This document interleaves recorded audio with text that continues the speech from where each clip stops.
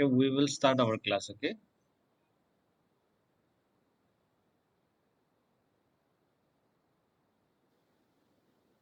So next is our uniform flow. In uniform flow,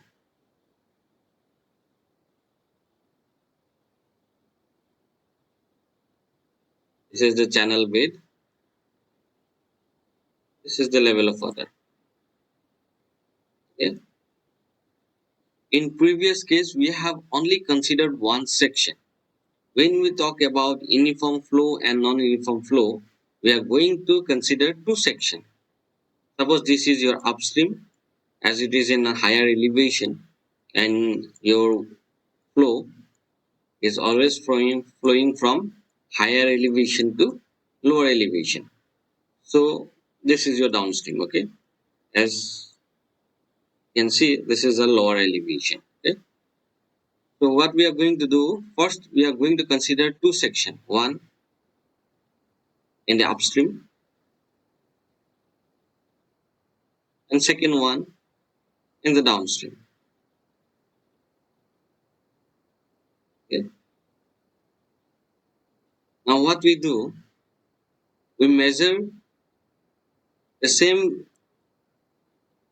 parameters in that particular section 1. Suppose discharge 1, discharge, we measure discharge at section 1. Okay, so that's why Q1. Okay, then velocity at section 1, then depth of flow at section 1.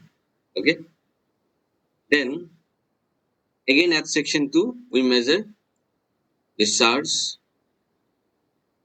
velocity, and depth of flow. If the parameters, or you can say flow parameters of section 1 and flow parameters of section 2 are same, then we can say the flow in that particular channel is uniform flow.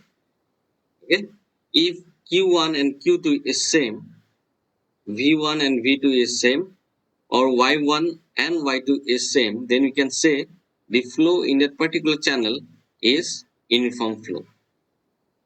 If they are not same, then we can say it's a non-uniform flow. Okay, so when we talk about steady and unsteady, we always remember it always respect to the time. When you talk about uniform flow and non-uniform flow, it always with respect to space, or you can say distance. That means suppose if you consider section 1 then this is zero distance. Okay, then we travel some distance of x, or you can say for an example it's 100 meter. A distance, travel some distance toward downstream, then you consider again one section 2 and again you measure all the three parameters and you compare those parameters of section 1. If those are same, then you can say this is a uniform flow. If those parameters are not same, then we can say the flow in that particular channel is non-uniform. Okay.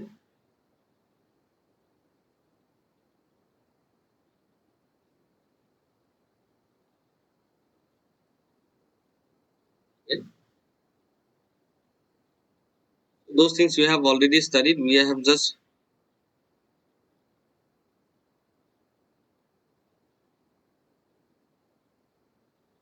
okay. So we have discussed steady flow, unsteady flow, and then we have discussed uniform flow and non-uniform flow. When we discuss non-uniform flow, we have two types of non-uniform flow. Okay,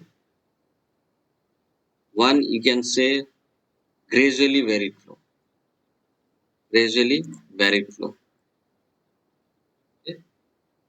And one is your rapidly varied flow. Basically, you can observe these two type of non-uniform flow. Both are non-uniform flow. One is gradually varied flow and one is rapidly varied flow. Okay, we have another one that is spatially varied flow. Okay, So what is spatially varied flow? We are going to discuss later. First, we are going to discuss about what is gradually varied flow and what is rapidly varied flow.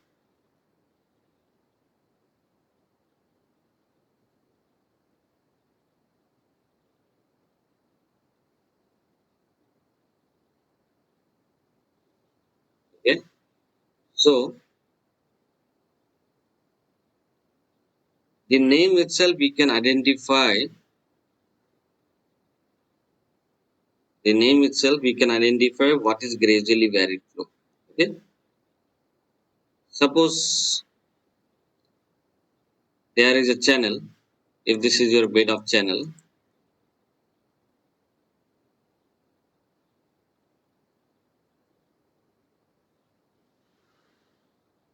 this is your level of water. Water is flowing. Okay. Water is flowing. This is your level of water.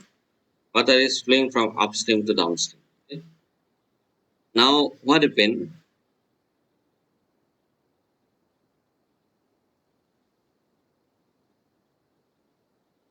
Suppose we need to provide some flow control structure.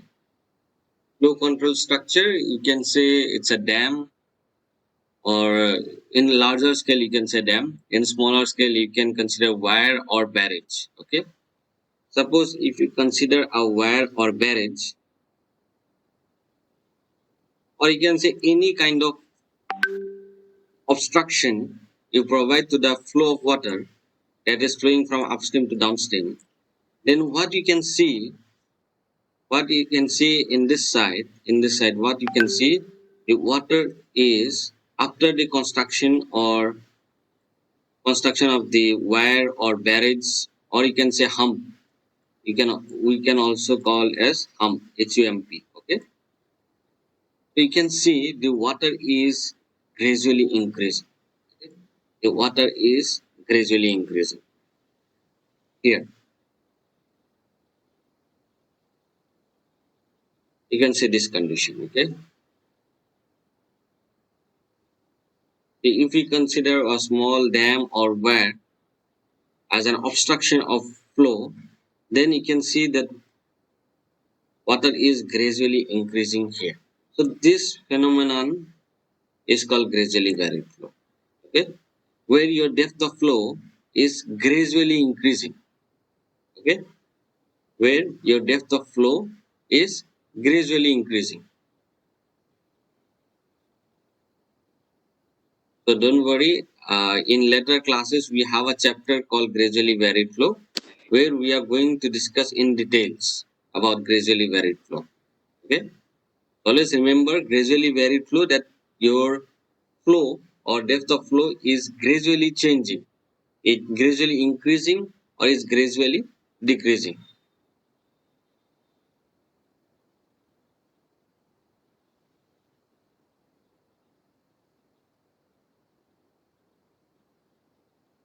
Okay.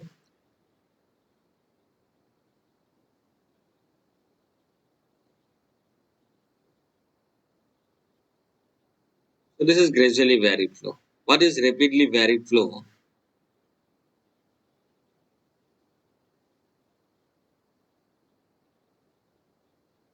Once we substitute that obstruction or barriers to the flow of water, then we can see that gradually varied flow in the upstream section. Okay. So if we consider a small dam or wire, this part is your upstream section and this is your downstream section. Okay. So what happens when the water is overflow above the dam or the wire? What happens? It strikes here at the downstream end, and then your depth of flow changes rapidly. Okay, it looks like a jump, that your flow of water, it jumps from a particular depth to a particular depth. Okay, so this phenomenon is called your rapidly varied flow, or we can also say it's a hydraulic jump. Okay, where your depth of flow is suddenly changing. In gradually varied flow, your depth of flow is gradually changing, it increasing or decreasing. Okay. When we talk about rapidly varied flow or hydraulic jump is an example of rapidly varied flow. Okay. It's a common example. Hydraulic jump, sometimes we create hydraulic jump, sometimes it naturally occurs. Okay. So that hydraulic jump is a suddenly or sudden change of depth of flow. Okay. So you can see here, before the jump, you have a depth of flow y1, and after jump, you have a flow of y2. Okay, this is y2. So your flow of water changes from y1 to y2. Okay, so this is called hydraulic jump, or you can say rapidly varied flow.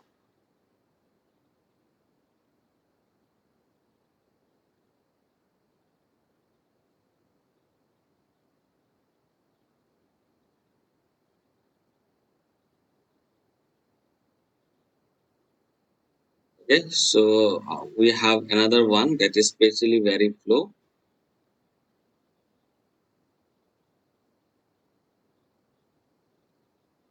Okay, spatially varied flow is a very simple.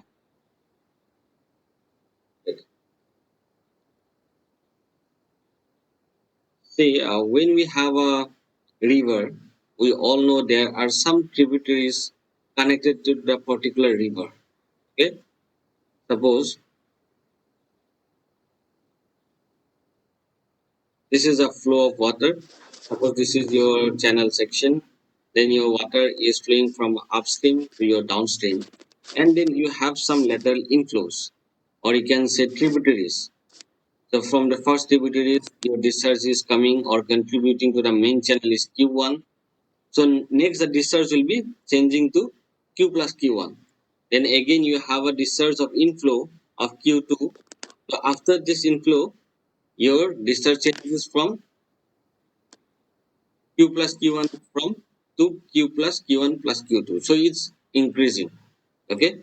So similarly, if it's going out, you can say the discharge is changing or decreasing. Okay. So for better example,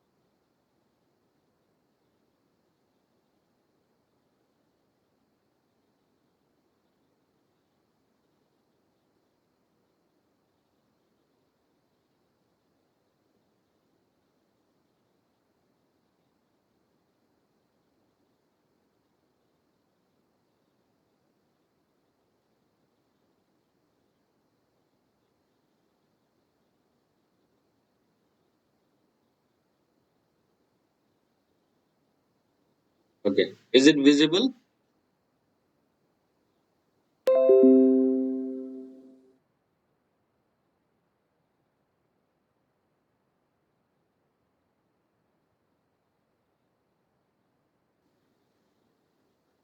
Okay.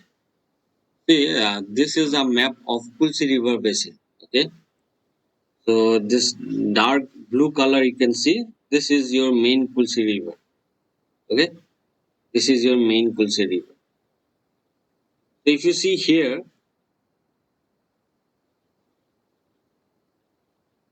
if you consider that initial point, okay, if you consider here initial points, starting of the river, you can consider. Suppose this is Q. Okay, this serves. One is traveling from this is upstream. Okay, this is your upstream, and this is your outlet of the dam. outlet of the basin, Tulsi basin. Okay. So if you consider the upstream, your Q discharge at the initial stage is Q. Suppose, okay, when you're traveling downstream, then we have another addition. Okay, so it carries some discharge. So this Q will be changed here.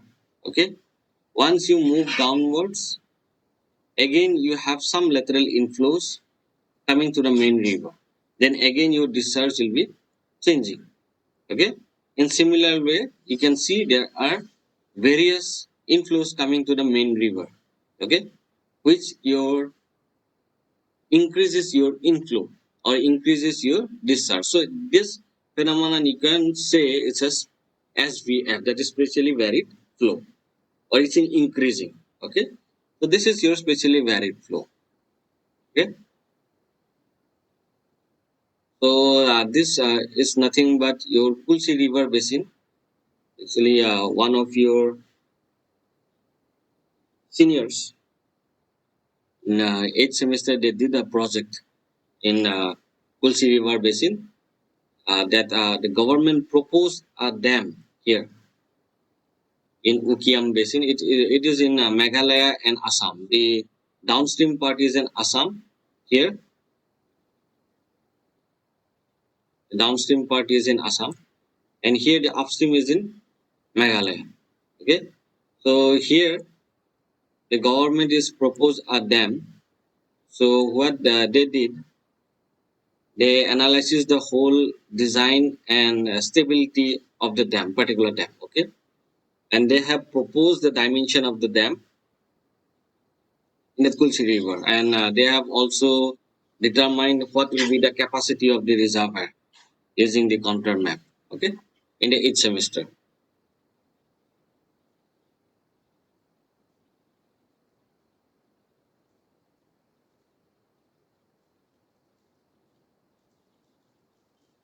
So this kind of map you can generate in using GIS. Okay, it's ArcGIS you can use, or you can use any open source software. Use GIS. Okay, to generate this kind of map. Okay,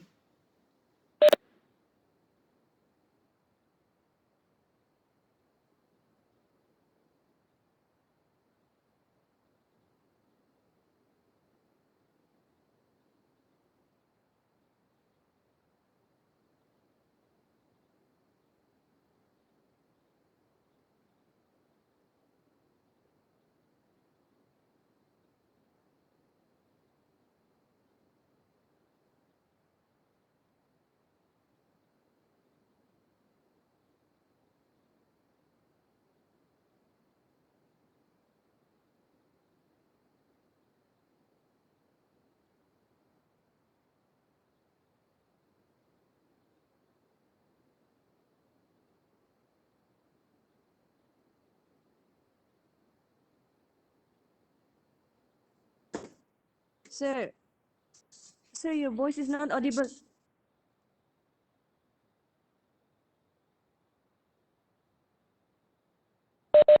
It's not audible. It's audible now, sir. Okay, okay.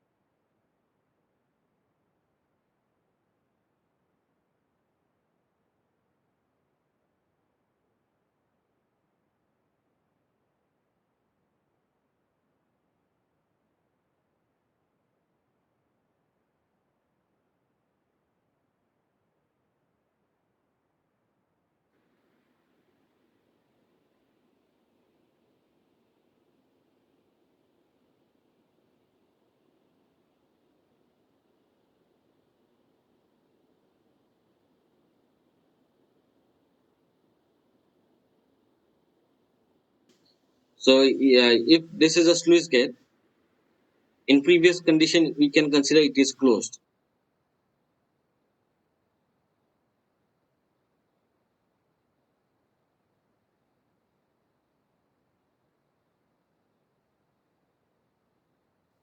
As soon as you open this sluice gate, the water is flowing at a very high speed, or you can say at a very high velocity, because here your upstream, your head of water is very high.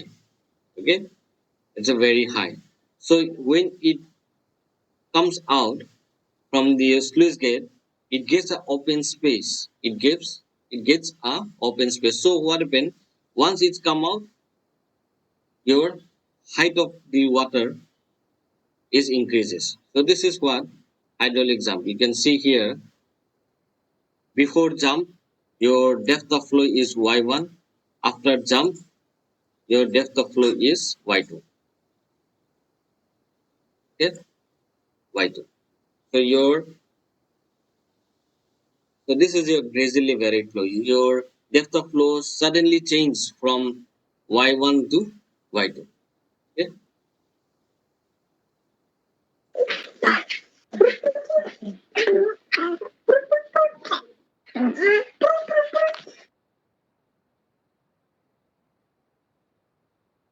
depends on your topography of the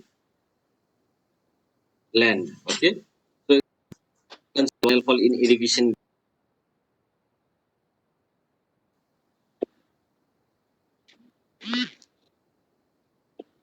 Okay, so see here you can observe again rapidly varied flow in canal fall. What is canal fall? You are going to discuss in details about canal fall in irrigation engineering subject. Okay, so those things we are not going to discuss here. But when you consider a canal fall is nothing but it depends on your topography of the land. Okay, so if sometimes it happens, if you have two elevation, so what we do, we make a fall here to reduce its energy. Okay, so in such cases also you can see a rapidly varied flow where your water level changes. Here if you consider hydraulic jump, here this is not your hydraulic jump, this is rapidly varied flow. Okay, hydraulic jump is just an example of rapidly varied flow. Okay, so here also your water level changes. Okay,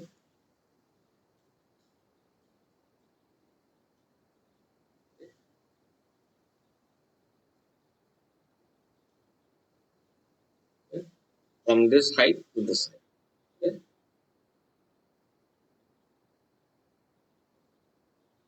See, when we're discussing about the difference between your total energy for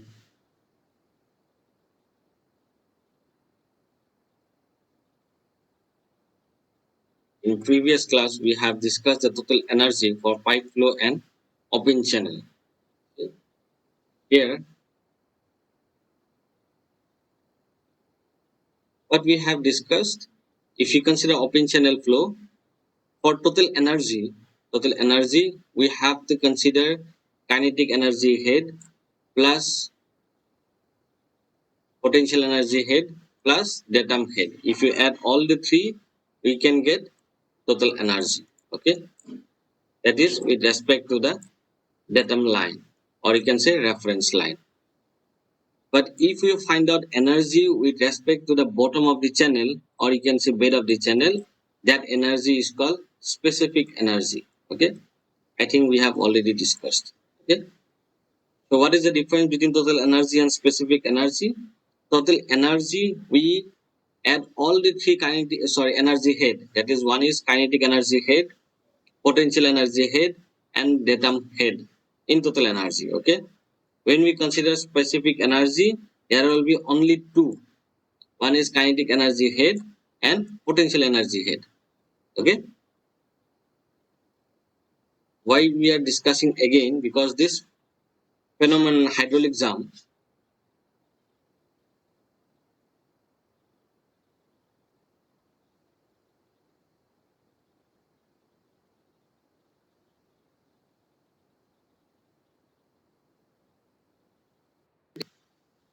Is in happen in hydraulic charge if you consider a specific energy curve.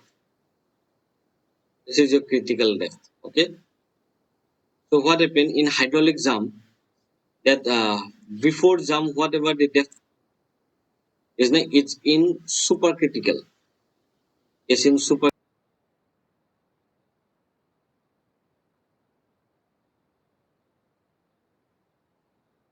depth. Okay. So what happened in hydraulic jump that before jump whatever the depth is it's in supercritical. It's in supercritical. Okay. In supercritical. And the depth of flow after the jump is in subcritical. Okay. So don't worry, we are just discussing this thing, but we have another in third unit. We have specific energy one chapter. Okay, there we are going to study in details what is supercritical, what is subcritical, what is critical flow, what is Froude number, everything. Okay, so but here you just remember one thing when we talk about hydraulic jump before jump that is y1 it is always in supercritical. Okay, and then y2 after this jump it is in subcritical flow. Okay, so subcritical your Froude number is less than 1. In subcritical your Froude number is always less than 1. Okay, and in supercritical your Froude number is always greater than 1. Okay, how you are going to remember, because by the name you can say that the supercritical is always Froude number is greater than 1.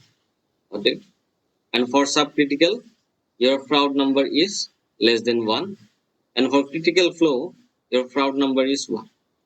Okay, so don't worry, those things we are going to discuss again, and we are going to relate with hydraulic jump, how it relates to the hydraulic jump.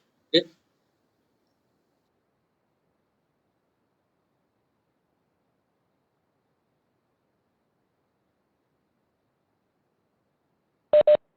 Yeah, this meeting is going to end, okay, very soon. So we'll do one thing. You people join again with the same link. Okay. I'm going to disconnect this meeting now, and then you people are going to join again with the same link. Okay.